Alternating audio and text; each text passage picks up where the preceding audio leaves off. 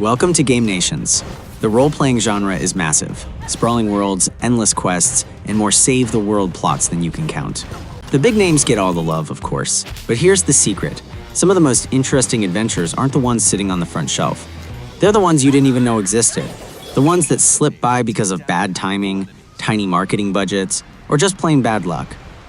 So, if you're hungry for something new to dive into, or just looking for an RPG that won't feel like déjà vu, this list is your treasure map. Tower has risen, born from the memories of those who will be our ruin, the messengers of the end.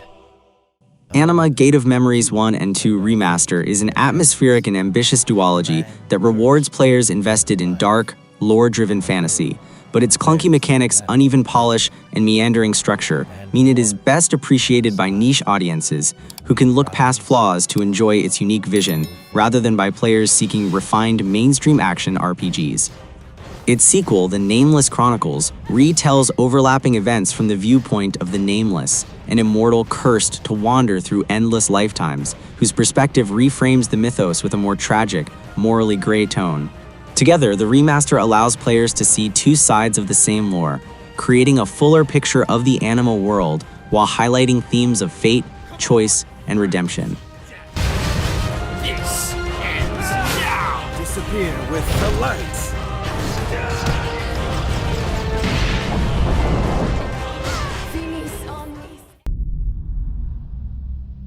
I do not deserve absolution.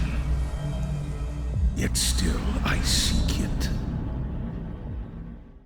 Mortal Shell is a fascinating case of ambition meeting limitation, a Souls-like that punches far above its weight in atmosphere and creativity, but still shows the constraints of a small indie studio.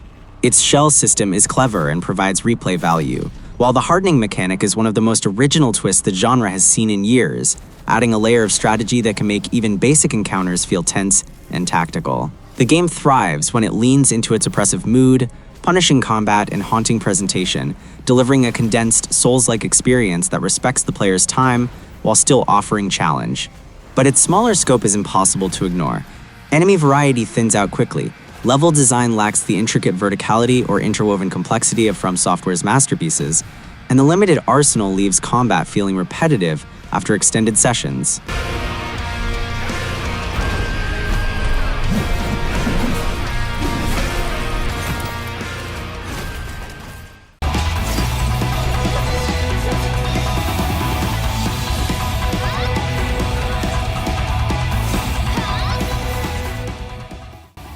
Neptunia x Senran Kagura Ninja Wars is exactly what it sounds like.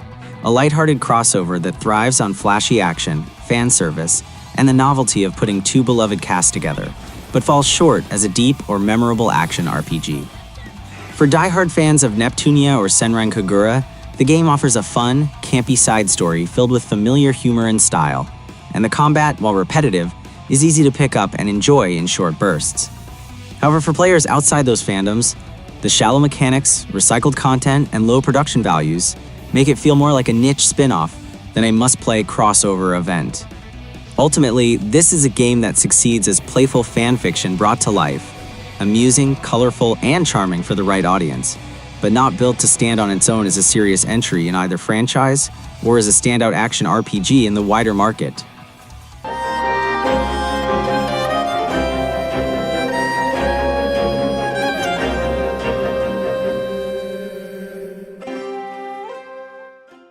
Heroine Anthem 0. Episode 1 is a visually striking and emotionally ambitious project that dares to deliver something different from mainstream action RPGs, prioritizing myth, atmosphere, and melancholy over raw mechanical polish. Its lush, hand-painted environments, unique cultural influences, and haunting soundtrack give it a beauty and identity that many indie titles never achieve. And for players who enjoy lore-heavy, story-first games, it offers an experience that feels both meditative and tragic. Yet, its flaws are hard to ignore. Combat lacks fluidity and depth, enemy encounters grow repetitive, localization hinders the storytelling, and the episodic cutoff leaves the narrative feeling incomplete rather than satisfyingly open-ended.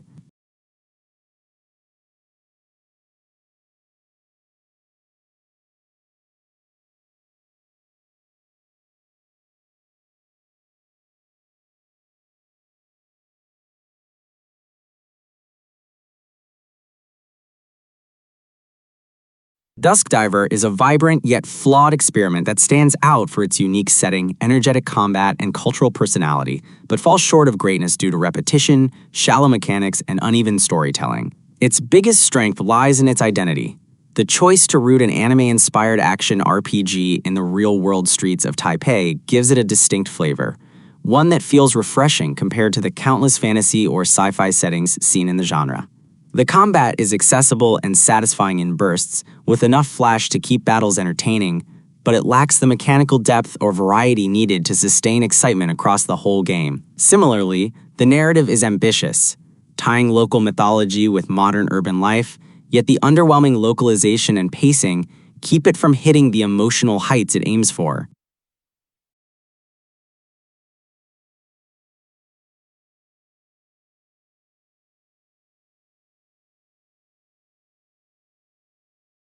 Timespinner 2. Unwoven Dream has significant potential to be more than just a nostalgic throwback. It looks like it could refine many of the issues players had with the first game while preserving what made the original charming. The promise of more varied biomes, refined combat and exploration structure, and deeper storytelling, especially in the context of Oria's relationships and family dynamics, gives hope that the sequel will address repetition, pacing problems, and mechanical underutilization from its predecessor. On the flip side, much depends on how well new features are integrated, whether platforming and navigation feel fresh instead of derivative, whether combat balance avoids making the player overpowered too early or under-challenged too late, whether the time/exploration mechanics are used more meaningfully and often, and whether the narrative depth will match the ambition without dragging pace or over-relying on lore dumps.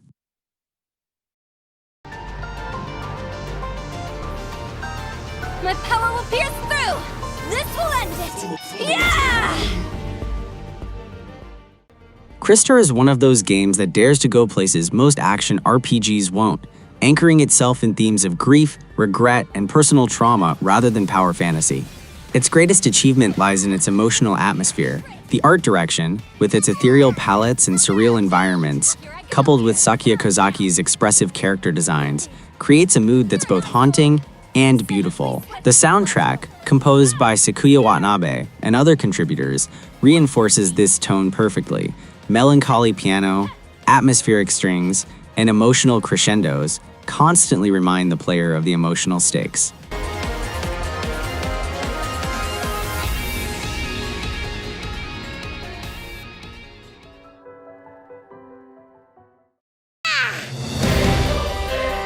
Relive the climactic Alvarez Empire arc from the hit anime Fairy Tail in this action RPG.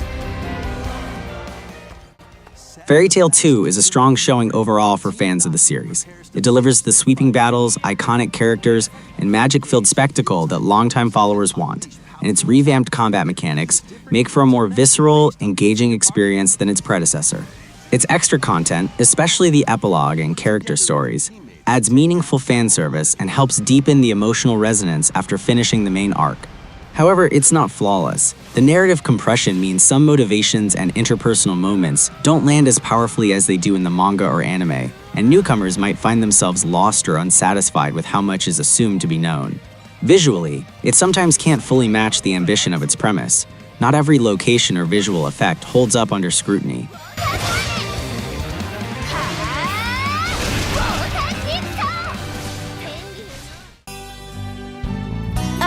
I'm actually an alchemist, so if you need anything, just let me know. Ugh, what a drag. When you speak for the people of Lugia. ATELIER SHALLIE, Alchemists of the Dusk Sea, is a fitting, emotionally resonant capstone to the Dusk trilogy, one that leans hard into what fans of the series value most: charming characters, rich alchemy mechanics, heartfelt storytelling, and the contemplation of a world in decline. It takes meaningful risks for the series, foremost by removing the time limit, which in earlier games could feel like pressure more than challenge, and by giving two protagonists whose differing outlooks bring variety and depth. The combat and synthesis systems shine more brightly here than perhaps in any Dusk installment. The way materials are gathered, traits imbued, equipment crafted, and how skill chaining works feels satisfying, especially when you get invested in optimizing builds or experimenting with trait combinations.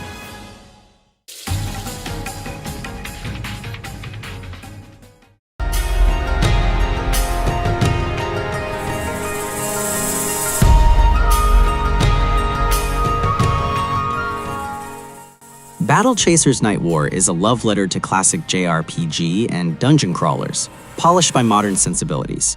It delivers strong visuals, memorable characters, and enough combat depth, thanks mainly to systems like overcharge, perks, and gear variety, to keep you thinking, planning, and adapting rather than just smashing. For fans of old-school turn-based RPGs who enjoy methodical pacing, carefully managing resources, and exploring dungeons for loot, it offers many rewards and, despite its flaws, feels like a worthwhile journey. However, it is held back by its occasional technical rough patches, especially long load times, by combat and gear balance issues. Difficulty spikes and grinding become more than just optional mid-game, sometimes feeling necessary.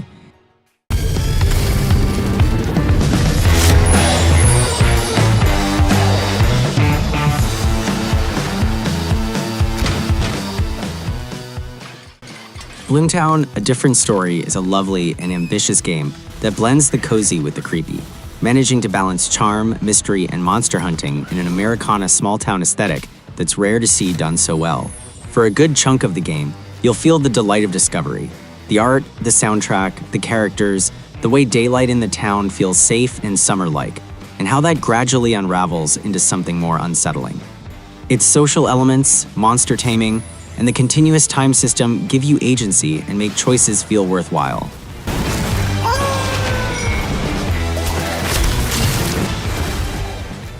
Ancient Greece, your journey has only just begun.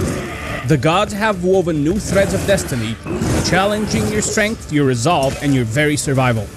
Introducing the fate. Achilles. Legends Untold doesn't pretend to be the biggest, flashiest mythological ARPG out there, but it offers something more modest yet memorable, especially for those drawn to ancient myths, punishing combat, and atmospheric exploration. Its blend of Souls-like discipline, stamina, dodge, timing, with isometric loot and leveling, provides a satisfying loop, though not without rough edges. The combat is its strongest asset.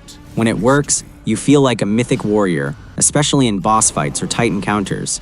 But its sameness in many map sections, limited weapon variety, and occasional imbalances hold it back from feeling truly great. The story and characters are enough to support your journey, but they rarely elevate the experience.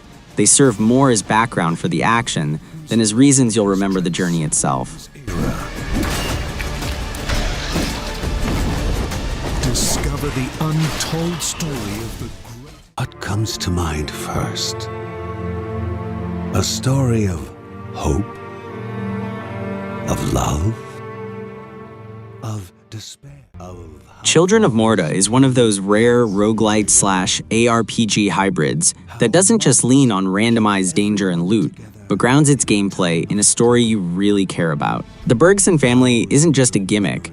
It's woven into every run, every failure, every small triumph. When you switch between family members, see their relationships, observe how the house at Mount Morta grows, or how the danger encroaches, there's a sense of stakes that most dungeon runners gloss over. And the art.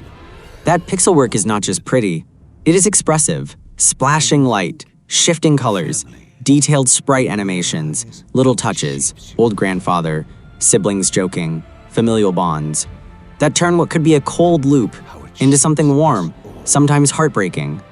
But, and this is important, it doesn't outrun its shadows. The repetition starts to pinch after a dozen or more hours, especially if you push for completion.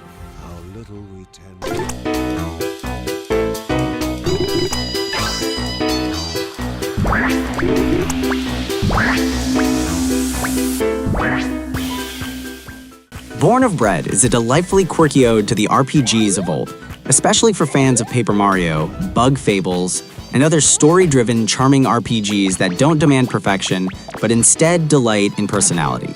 The way it builds its world, with Loaf's innocent wonder, with companions who bring different flavor to both combat and exploration, with environmental detail and humor, makes it genuinely endearing.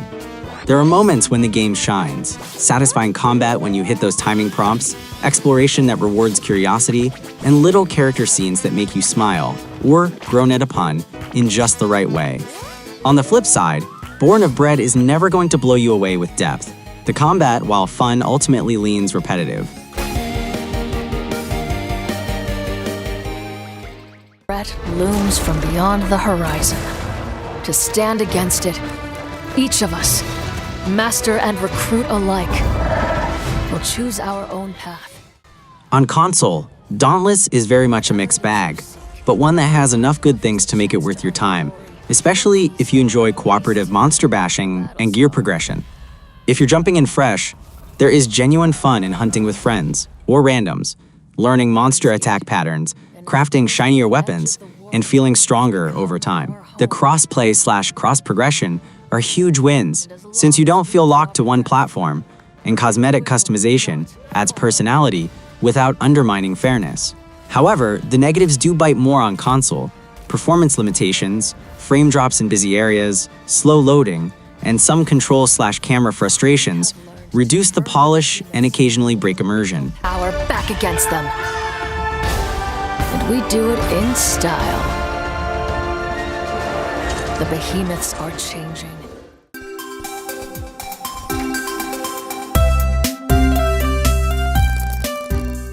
Half Past Fate is a game made from moments. Small, gentle, everyday slices of romance and human connection, rather than sweeping drama or epic stakes. For what it wants to do, evoke those awkward, hopeful feelings of meeting someone, of small choices that might ripple outward, of time passing and changing people. It largely pulls that off. The art and atmosphere are delightful. The character sprites, the lighting, the colors, the warm ambient details, birds, NPCs, conversations in cafes or streets, give you enough reason to wander around and soak it all in. When it hits its emotional beats, it feels sincere without being overly sentimental. That said, its simplicity is a double-edged sword. Because so much of the experience is walking, talking, small fetch tasks, there's little mechanical variation. Some chapters feel richer than others. The ones where you spend longer time with characters, where the plot has room to stretch, tend to be more satisfying.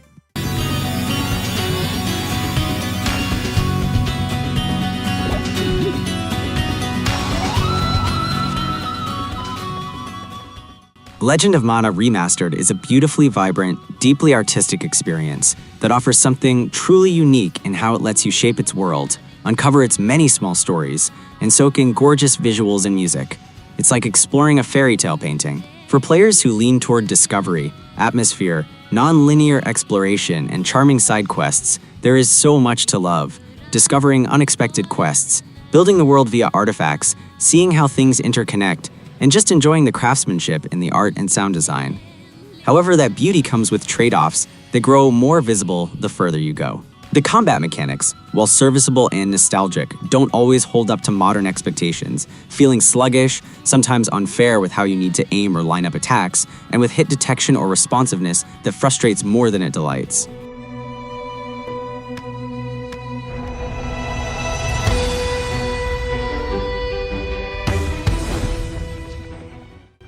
Monster Sanctuary is one of those games that takes a concept people love, monster collection plus RPG growth plus tactical battles, and polishes it enough to feel fresh while still comfortably familiar. If you enjoy building up teams, optimizing skill trees, experimenting with synergies among different monsters, and exploring pixel art worlds that reward curiosity, this title delivers deeply. It does many things right. The strategy in combat is solid, monster variety is strong, and the sense of progression, both in monster strength and in map areas you unlock, feels satisfying. That said, Monster Sanctuary isn't perfect, and its imperfections tend to hit harder the more you push toward the end game. Difficulty spikes force you to grind, and if you don't adapt your team or strategy, some bosses can feel unfair.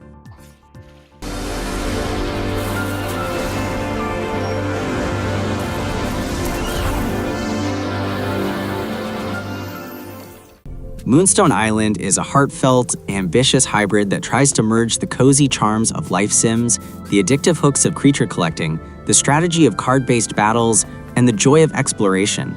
And in many ways, it succeeds beautifully. For those who love tending farms, decorating a home, talking to townspeople, discovering new spirits, and simply roaming through sunny and moonlit islands, this game offers a rich tapestry of activities that pull you in, day after day. The positive vibes are strong. The pixel art is lovely without being showy. The sound design and music are soothing, and the variety of content, crafting, cooking, flying between islands, seasonal changes, home decorations, romance options, gives a lot to do. By endless war, and peace was a distant dream. But then came a great king, one who would change this world. Ni no Kuni 2, Revenant Kingdom, is a beautiful, heartfelt JRPG that succeeds in many of the ways its predecessor did, while making smart changes to appeal to more players. If you love stories about kindness, rebuilding, hope, characters with pure motivations, lush fantasy art, and memorable music, this game will likely pull you in deeply. The kingdom building mechanic is especially satisfying. Managing ever more, seeing people arrive, assigning tasks, building shops and citizens really gives you a sense of agency beyond just go kill monsters. The game also does well in making exploration feel rewarding, not just for loot but for atmosphere and world building. On the flip side, Revenant Kingdom doesn't reach perfection. Its story, while charming, leans toward the sentimental and sometimes predictable. Character arcs, outside of Evan, are less deeply developed than some players might want.